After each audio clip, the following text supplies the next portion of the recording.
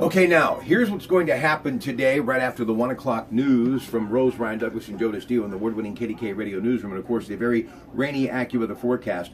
We're going to talk about this issue, and that issue is the following. The president says some teachers telling the New York Times they should maybe get a bonus and also get trained when it comes to handling a firearm.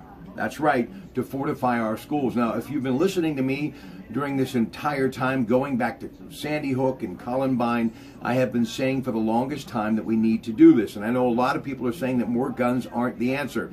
And I'm not necessarily saying that I agree with everything that the president said.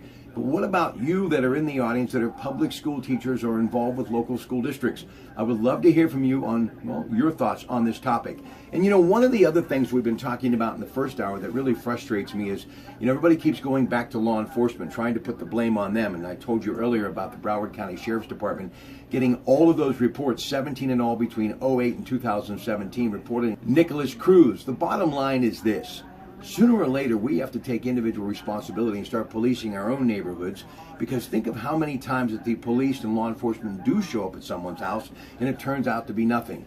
Quit playing the blame game and start embracing law enforcement and reaching out to them, but more importantly, start policing your own neighborhood. It might be some good advice for all of us, and we'll get your thoughts on that in hour number 2 of the Mike Pinetk Show today on KDK Radio. Good afternoon.